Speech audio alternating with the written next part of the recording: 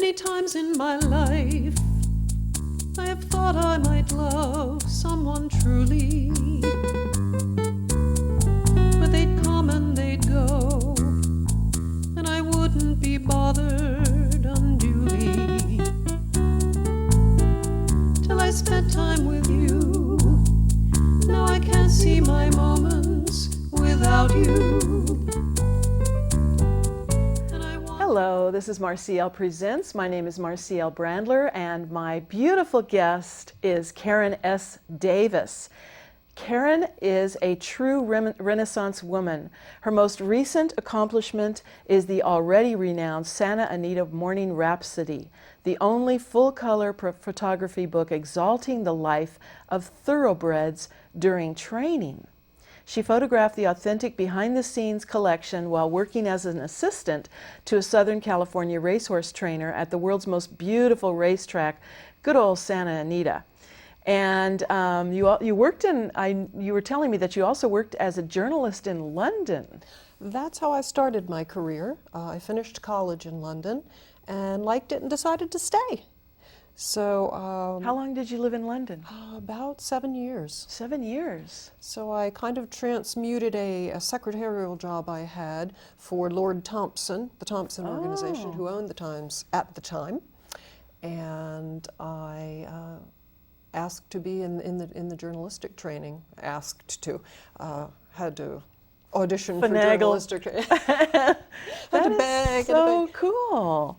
And you've photographed the inside of the space shuttle. I did. We're jumping around chronologically, but my brother helped design the Columbia, the first space shuttle. He was in the Air Force. And when John Glenn had his launch, not the first one, but the second one in 1998, the Columbia was in the garage being cleaned up.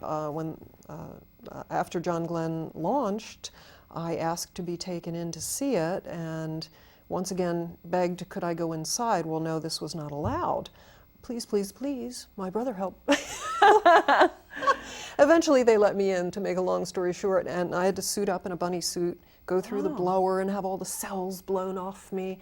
And it was absolutely one of the most thrilling moments of my life. I took my camera in, of course, because that's what I do. Yeah. And they let me take the commander's seat. I got to sit there, and the guy took the camera from me and said, "Here, I want your friends to be able to see that you were sitting in the Columbia." Wow. So I ended up with a photo of me sitting in the commander's seat of the Columbia, which is no more, very, very sadly, but very thrilling. Took pictures of the payload bay and the astronaut toilet. And oh, that's great. That's amazing. Yeah, we did jump around, and I do want to get to the book too, Santa Anita Morning Rhapsody.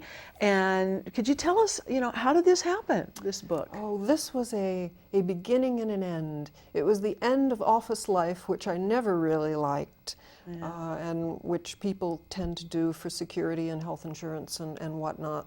But it never really suited me terribly well, and the dramatic part of the story is that I ended up with this fatal diagnosis, which isn't true. It was an erroneous diagnosis. But I decided, what if it were my last day on Earth? What would I do? And I went out to the racetrack very, very early in the morning before the sun came up, watched it rise, listened to the horses ba-dump, ba-dump, ba-dump by, and thought, heaven, I'm going to come out here every morning just for my soul. And a trainer saw me doing this every morning. Everybody saw me doing it every morning and wondering, who the heck is that? But he finally said, would you like to learn about this business? And I said, sure, don't ever say no to an open door.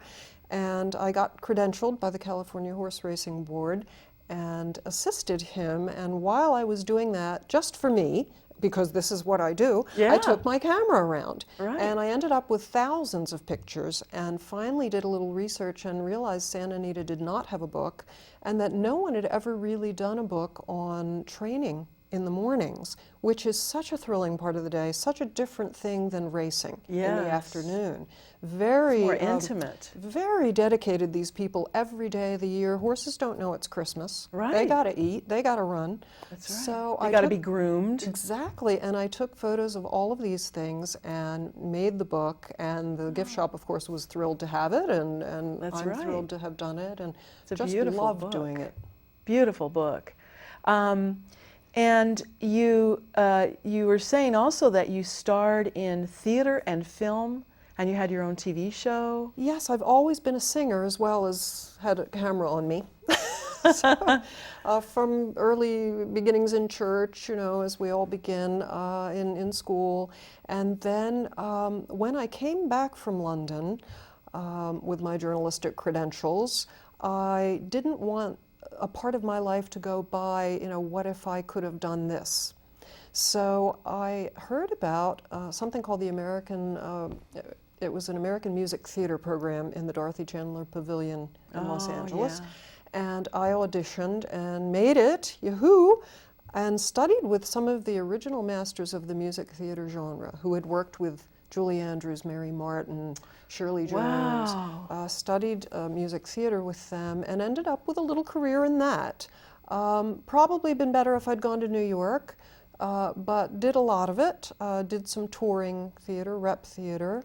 But ended up getting enough starring roles to make me happy and have a good time and fulfill another part of the Renaissance thing you're describing. Yeah. I have just always had so many things I love to do. I can't forsake any of them. Yes. And so I do them all. And if, you know, whatever the rules are of life, I don't know. But Yeah. that's my rule. Bravo, yeah, it's wonderful. And you recorded a CD of original songs, which we have here, called Someone Loves. And you'll notice that for our audience, the first song on the CD, the first song of the show, the intro today, we are using a song from Karen's CD, and also will be the closing song. And you sang at Carnegie Hall, I'm so jealous, and the Dorothy Chandler Pavilion, and the Hollywood Bowl. Yes. And also major venues throughout Europe. How did that come about? I'm going to backtrack it one moment to the CD because that was written for my husband, who died of cancer 17 years ago now. And also composing is something that you don't have to get cast for. You Yeah. can do it in your own living room, in your own music studio. In your pajamas. Yeah, when you get tired of going out and, you know, getting refused for this part and that part, I thought, now here's something I can do artistically that, you know, I don't have to wait for somebody else to give me permission to do. That's right. The huge venues that you describe, that is choral singing. Oh. Another thing I really, really love to do, and these opportunities came up, touring opportunities around the world, the opportunity which to sing at groups were you Carnegie, singing Monterey Symphony Choir in Scandinavia and Russia. The Carnegie performance was an amalgamation from 20 different choirs around the country that this particular conductor had affiliations with. So he grabbed 20 good voices from this choir, and that choir ended up with a 200-voice choir. Fabulous, and you're standing there thinking, Horowitz performed here, you know, Oh, that is just amazing. very thrilling. We were in the main auditorium, the Isaac Stern Auditorium, so that was great. That is so It's wonderful. all fun. Yeah. And you earned a magna cum laude degrees in English and history and world-class journalism. You have world-class journalism credentials from London Times and regional newspapers. In England, you studied acting with Dame Judi Dench. Yes. Wow. Oh, Dame Judy. What was There's she a like? mouthful of stuff there. That was in my final year of college in London. We were privileged to have many, many professors and professional BBC actors, producers, all these magnificent people come in to us to teach us, to instruct us, to mentor talk you. to us, yes, that was a fascinating, wonderful experience. And it was after college that I did the journalism part and got to photograph Maggie Thatcher, and so, you know, it's been a blessed life. I mean, I've been in wonderful places and had the opportunity to do wonderful things. And before we leave London, I just have to sneak in the Covent Garden experiences.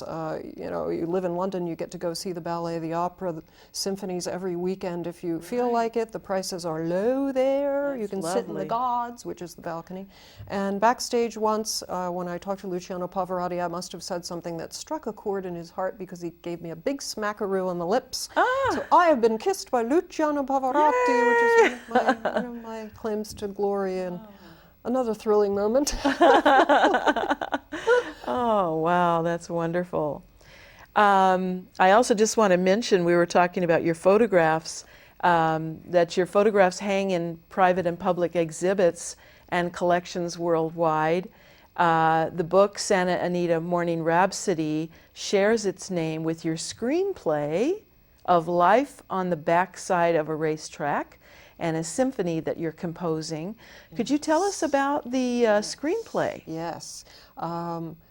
The story was so extraordinary to me when I had a misdiagnosis of death and left the office and ended up there and got drug into being a trainer and that I thought, you know, I'm going to make a movie out of this. Yeah, wow. And so I wrote a screenplay and cast who in my mind, who I really wanted to do it. You know, and I wrote a little romance in there as well because I thought, well, every good movie ought to have one. And so I fall in love with the trainer.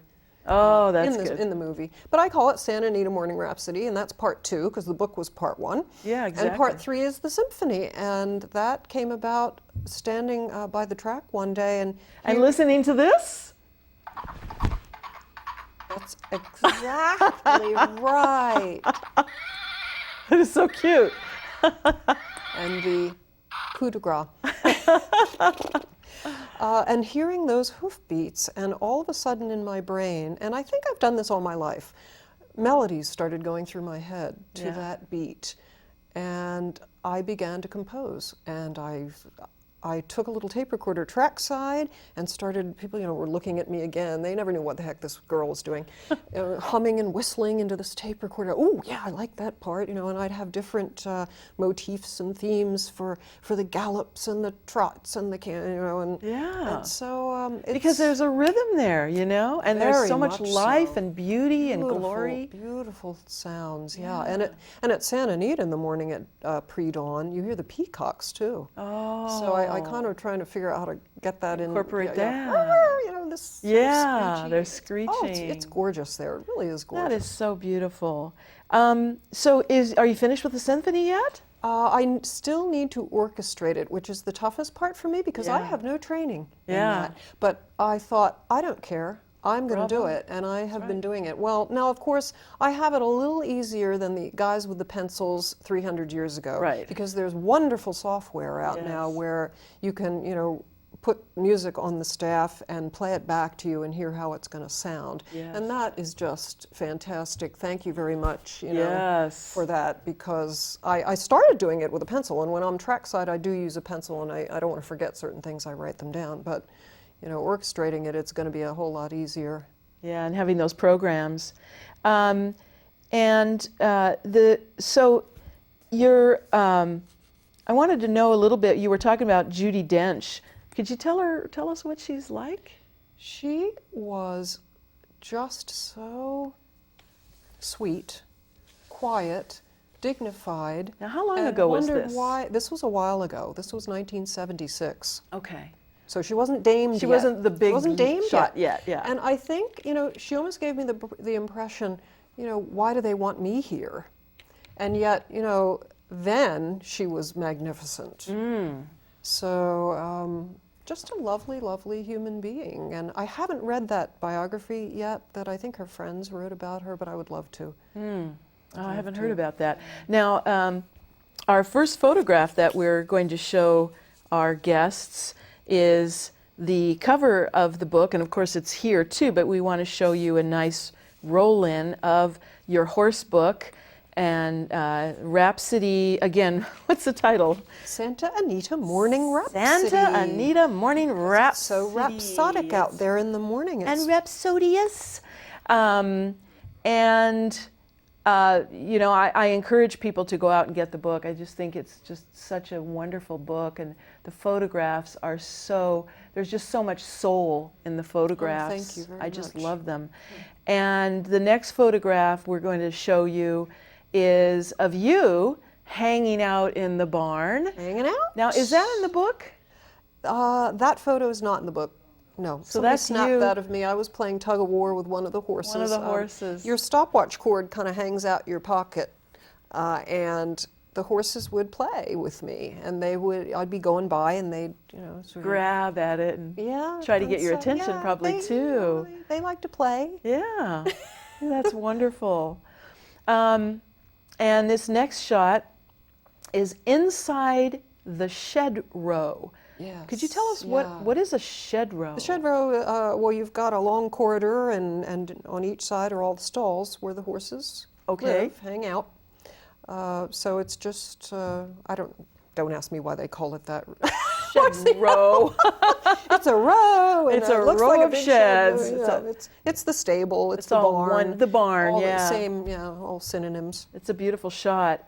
And then this is such a beautiful shot, and this is from the book also. There's a picture of a loose horse. Yes, this I is love my that. favorite, because to me, you know, that kind of thing comes along once in a million years. Yeah. He's running right for you, and you rip up your camera and, and pray that, you know, you're going to get this, because you don't have time to set the aperture and Exactly. you know, it's like whoops. So, exactly. It's such a just, beautiful shot. I love it when they get loose. There's a certain amount of danger to that. I mean, they can hurt themselves, they can hurt others. The part that I love is that this is the way a horse is meant to be. Free, running. Get rid of that rider, man. I'm just going to, woo, That's I'm the going. real me. Yeah, I'm going. It's interesting. I was living in Salt Lake City, and a boyfriend of mine took me to Heber. And in the morning, a bunch of us were staying in this cabin. And early in the morning, I snuck out and went for a walk, and I saw these horses, about eight horses, in this corral. And I didn't know any better, and I climbed over the fence. And this young woman I know who's a horseback rider, she said that was very dangerous what I had done.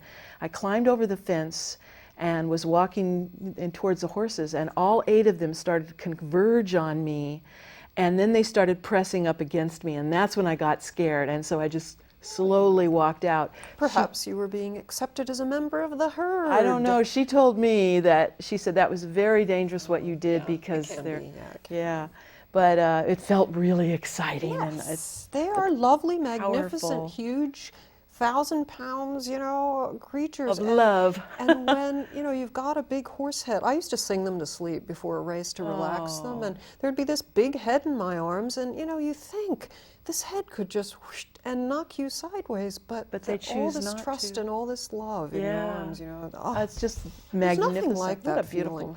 story. Now, how did, you know, just first of all, how did you got the title because it's a rhapsody for you, but how did you get interested in animals in general? Oh, I think little kids probably have a natural love for animals.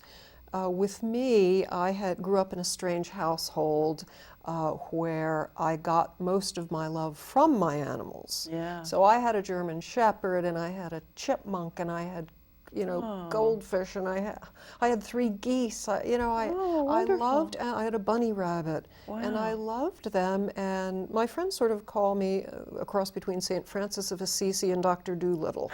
I have this affinity with animals. They love me. They know I love them. Yeah. I've always believed they have their own emotions and their own personalities. And it's just something that's part of me. Just natural. It just comes fulfills natural. me. Yeah, I love creatures. Yeah. And we have a picture of you of your first pony ride at age 4. Yes, this was at a pheasant farm in Pennsylvania, actually. They had a pony named Sugar. And she's adorable. I wanted to get on. You know, it's daunting when you're up there and you've never done it before, because it's and when very you're little, high. Yes, it is, especially for a little person with little legs who could fall down. But it felt very natural. I'm going to say, yes, it felt very natural. Oh, and I thought, yes, I like this. This is nice. That's a beautiful photograph. And we have another picture which has many things on it. It's a montage. And there's a press card, there's a submachine gun, right? Margaret Thatcher. Right, What is all this about? This was my journalism career that had happened right after, you know, pretty much right after college. And I was a reporter. I was not a photographer by any means. And so, you know, this was a day where they said, "Oh, but we need a picture. Here's the camera," and it's a fancy camera. Now, was this when you were in? This is when you were in England. In England, yeah. That was my first foray into the workforce at all, and I did the journalism there. And so I took this camera out into the field, and I am very proud to say that it did not come out in focus.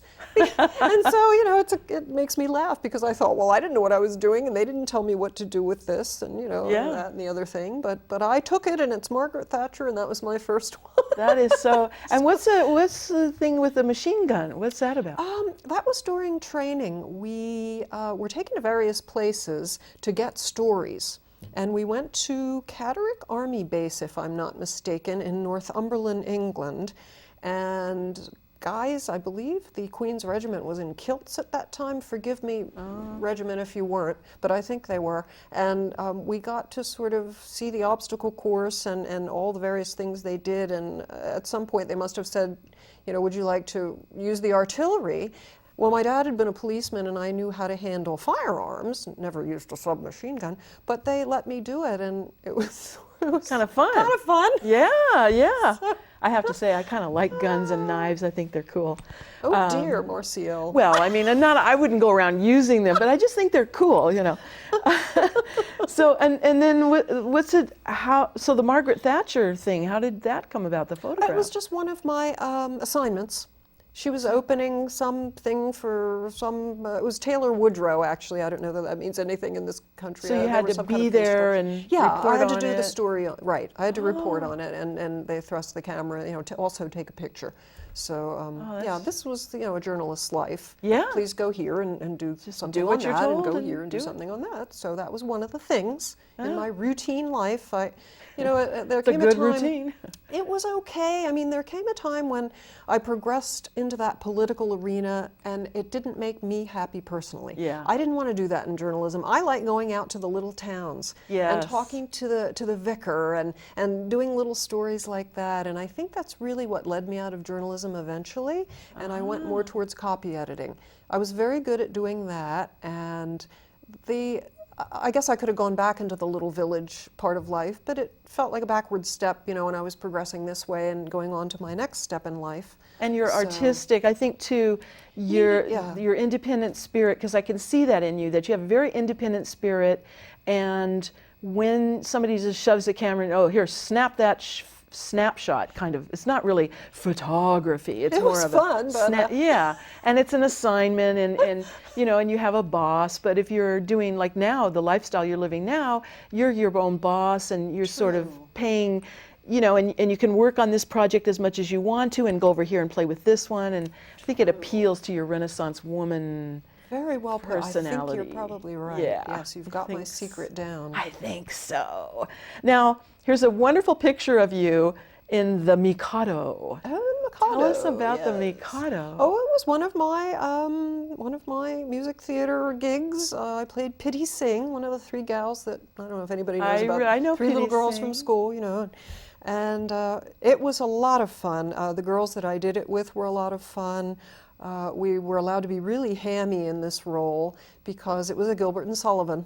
So, you know, we dressed up in all of this great kimono, kabuki stuff, and then we got to just go at it, and it was wonderful. It's adorable. I loved it. Operetta, it was my first operetta. Oh. Yeah, I'd done music theater, but this was somewhere between opera and music theater. And you were telling me that your voice, that you have a very wide range for your voice. Yeah, I did. How did that happen? In my heyday, I had a 3-octave range, like That's Julie amazing. Andrews, who I got to meet a year ago when we were both, I was at the LA Festival of Books with my book, and she had brought her book, and I got to speak with her, which was a thrill because Julie I adore Andrews. her. Wow. She was and I told her this, a role model for me in my singing. I just think she's fabulous. Yes. So I did have a big range at one time, and then, when I started going more into the composing side, I got a little lazier and didn't want to hit those high E flats, and so, I started singing alto in choirs and things, and I could do it again if I trained, but Absolutely. right now it's not in the plan. Right. We'll see. We'll see. Anything can happen. Well, maybe we'll sing a duet or something, Yeah, there you go. We could close the show with that. Oh, it's just so wonderful. I just want to thank you so much for being. I just have to do this again. Oh, this isn't he one? too cute? That's Black Beauty, my favorite horse from childhood. It is so cute. And Karen Davis's CD, Someone Loves, and it's just such a beautiful CD, and her book is it's got photographs of the Santa Anita racehorse, but they're photographs that you will never see anywhere else. Anywhere else. I'm telling you, you've got to get this book. And I just want to thank you, Karen, for being my guest. Pleasure. You are just It's been such great. an Thank you so inspiration. much. And a Mexican proverb tells us, it is not enough for a man to know how to ride. He must also know how to fall. So what I'm telling you is, get up and brush yourself up like the two of us have done. Brush yourself off and get back out there and do what it is you need to do. This is Marcielle Brandler, and this is Marcielle Presents. Bye for now.